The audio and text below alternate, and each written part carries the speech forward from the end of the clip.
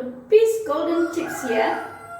Today I'm going to cook a recipe called Dalcha, and this Dalcha is normally good to make with muttons, and when you cook mutton you must have the mutton together with some bones in it. So this is how it goes.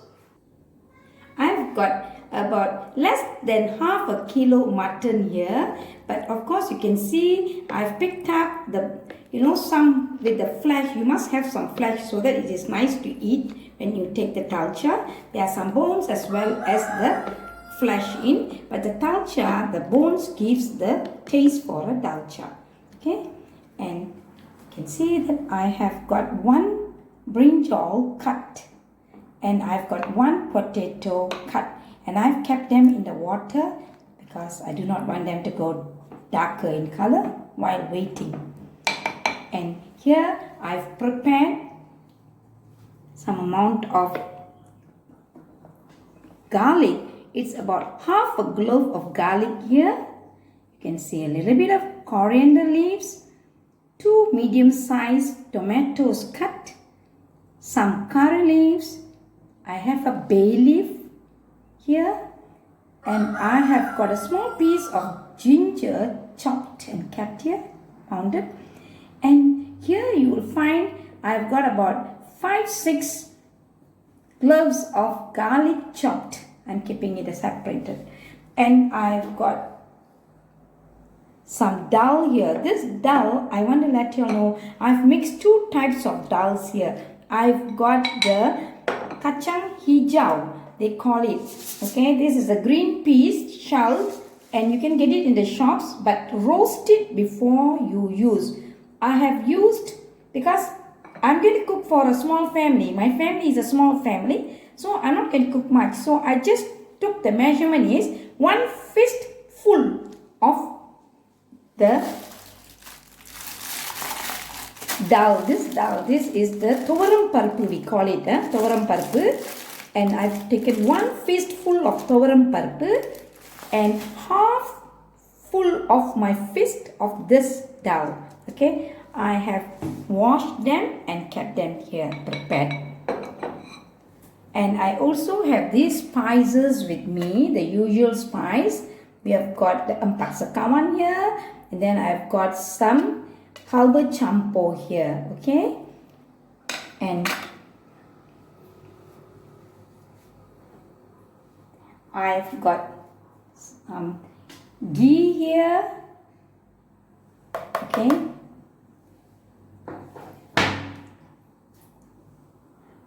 and I've kept some water because I've already pre-boiled the water, but I'm just keeping for emergency.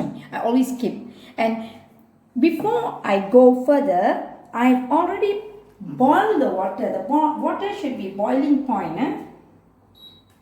Okay, I have boiled my water in a pot. Make sure you have a proper pot where all your ingredients can contain. So you can see the water has been boiled, and I prepared it without wasting time. And the amount of water I poured in here is this cup, the same measurement. I poured in 3 cups of this, and I'm keeping another cup extra because later if I need water I will also pour in.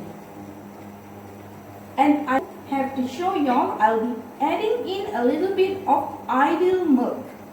Okay, it's later. So now this is how it goes. Firstly, I'm going to drop in, the water is boiling, I'm going to drop in all the dhall in to the pot.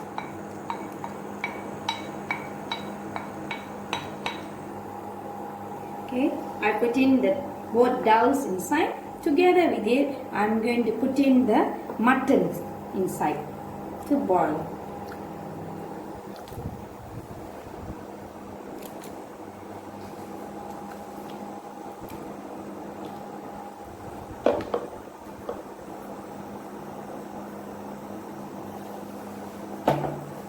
Give a stir, and what I'm going to do now is the half cloves of garlic that I've kept here, I'm going to drop it into the mutton to let it boil together.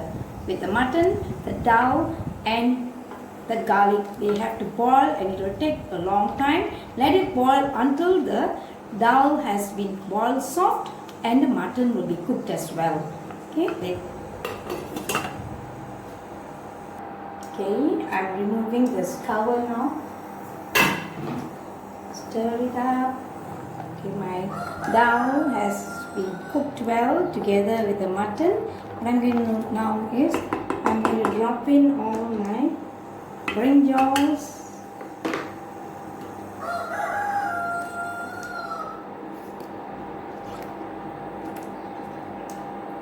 and the potatoes.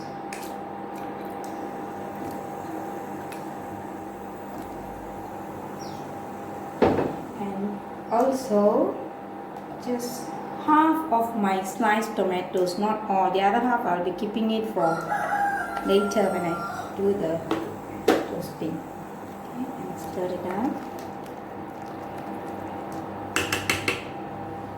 Now I'm going to drop in my ginger.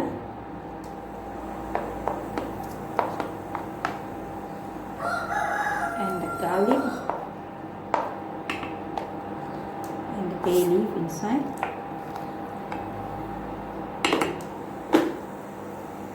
Here I've prepared the spices that I'm going to use now.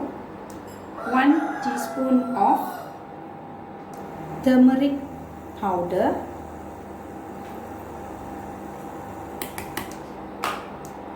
1 teaspoonful of plain chilli powder, 1.5 teaspoon of mutton masala powder, and 1 teaspoon of gram powder.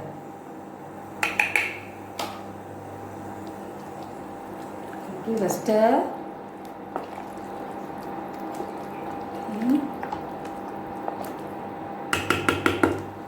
And do not forget to put in some salt. I'm going to put in 1 teaspoonful of salt later, or then a little bit extra.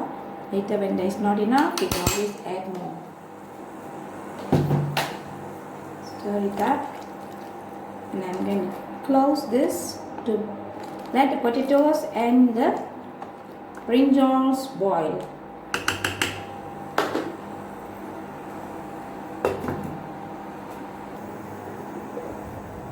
Okay, now what I'm going to do now is going to check on the potatoes. Has been cooked. Let me cut and see whether they are cooked or not. Yes, they are cooked. And the brinjals are cooked. So what I'm going to do now is I'm going to talikkiran. Okay, now I'm going to put in 1 teaspoonful of ghee into the pan and heat it up. I'm going to put in the onions, the dried chilies,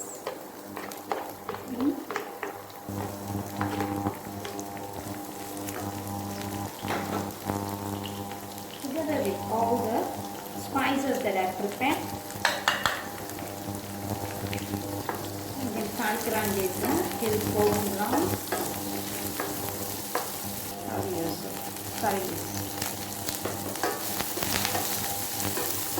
Toasting it until it is golden brown. See the onions all of the bread, and I can get the smell of the spices and the down curry, the curry leaf smells good. You hear the breaking of the spices eating. In the balanced tomatoes in together and the coriander leaf together and toast it.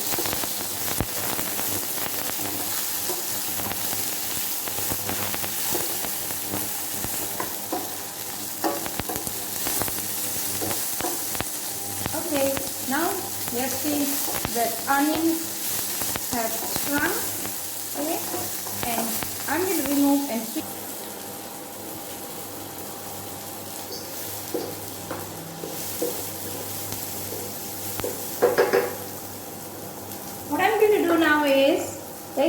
tip here which I'm going to show you. Instead I do not pour coconut milk. I'm going to pour in a little bit of ideal milk into it. Okay. And also you can use turmeric water, small amount if you want to. Here I'm not going to use turmeric water, I'm using a little bit of yogurt, okay, fresh yogurt. And let it boil for 1-2 seconds.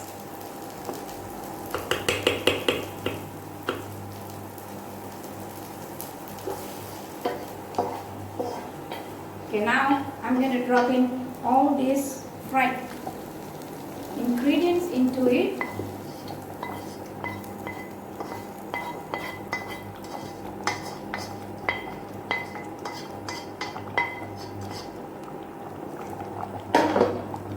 And stir it up. And let it boil for 3 or 4 minutes, 4 to 5 minutes around that, and you can remove it from the stove. Okay. You can get a view. Okay, I'm going to off the flame now.